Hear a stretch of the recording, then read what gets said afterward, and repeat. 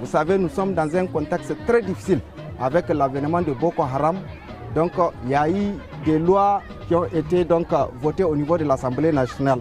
Des lois qui interdisent des manifestations, des regroupements au sein des maisons de culture et au niveau même des places publiques. Mais avec la dérogation des autorités, nous avions compris que la jeunesse de Méné est vraiment un peu en débandade. Donc c'est une façon de la détresser, c'est une façon vraiment de la faire respirer que nous avions jugé utile d'organiser ce spectacle. D'habitude, on organisait nos activités au niveau de la maison de culture.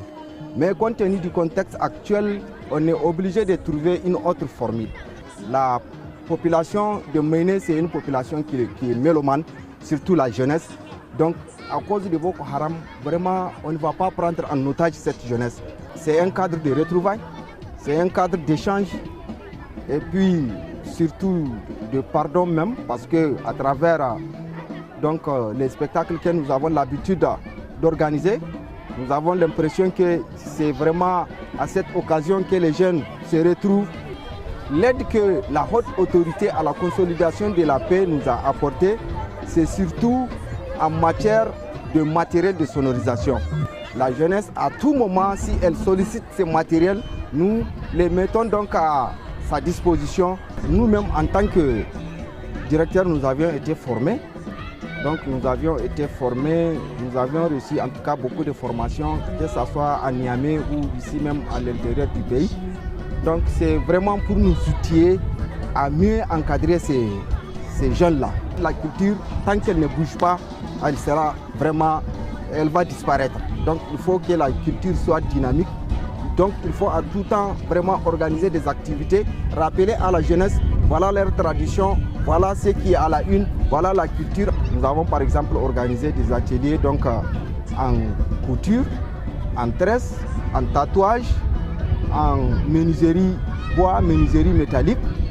Et puis nous avons aussi organisé des ateliers en art culinaire. Et puis en théâtre, en conte, en danse. Donc vraiment ce sont ces genres d'activités que nous avons l'habitude d'organiser au niveau de la maison de culture avec l'appui de l'Union européenne. La jeunesse, si elle n'est pas occupée, si elle est laissée à elle seule, si elle est désœuvrée, donc il y a des tentatives par-ci par-là. Surtout maintenant avec l'histoire de Boko Haram, c'est une façon de conscientiser cette jeunesse par rapport à leur avenir. C'est une façon vraiment de les responsabiliser par rapport à ce qu'ils doivent faire au sein de la société. Parce que si on n'organise pas des soirées culturelles, si on n'attire pas l'attention de cette jeunesse, si on la laisse à elle seule, donc elle peut être en déperdition, elle peut aller vraiment dans une direction vraiment que peut-être demain ou après-demain, la société en tant que telle va regretter.